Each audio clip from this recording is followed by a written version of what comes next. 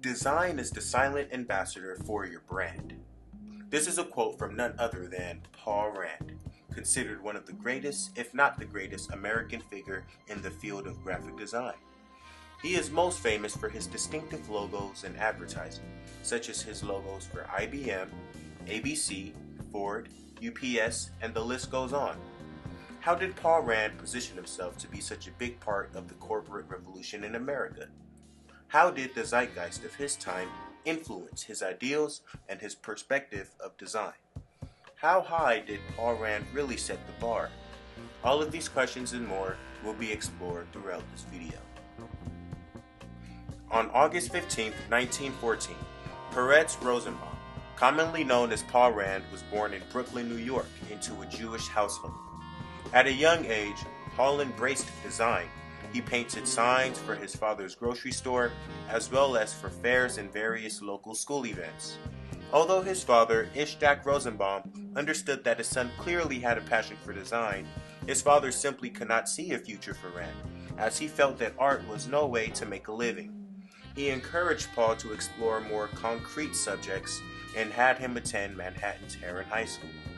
However, despite his father's doubts, he still took the initiative to fit in night classes at Pratt Institute.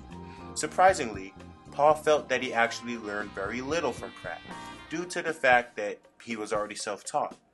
As Rand's interest grew, Rand began to spend more time in bookshops, where he discovered Commercial Art, one of the few European graphic arts magazines that exposed him to Bauhaus-based ideas of design.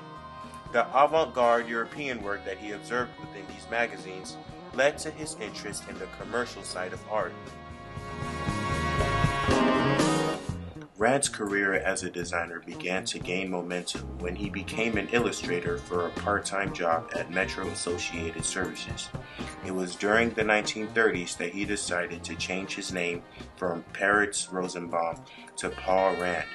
His friends convinced him that having a Jewish name as such would slow down his career significantly, so he changed his name to something shorter and more common.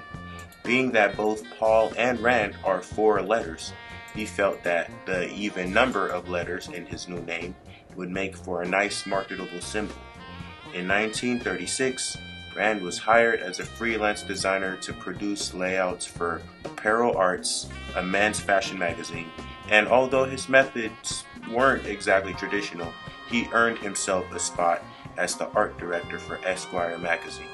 He continued to further develop his creative freelance work and created designs for various magazines, including Directions, a cultural magazine. He stated that his work on the cover was an attempt to compete with the likes of Bauhaus, Theo Dosberg, and even Picasso. William Weintraub, the senior at Esquire, decided to depart from Esquire by the end of the 1930s, after selling his shares in the company. He set out to establish his own advertising office and also brought Paul Rand with him to be the chief art director of his new agency. In his advertising work, Rand frequently used Futura instead of the more common fonts. His advertising was simpler looking and in turn more eye-catching than the typical ads. Although Rand had a large staff, he still took his time to render out his own designs.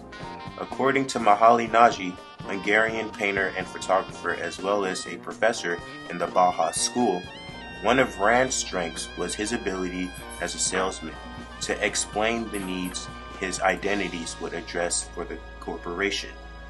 He celebrated the works of artists from Paul Cézanne to Jean Chickle and constantly attempted to draw the connections between their creative output and significant applications in graphic design.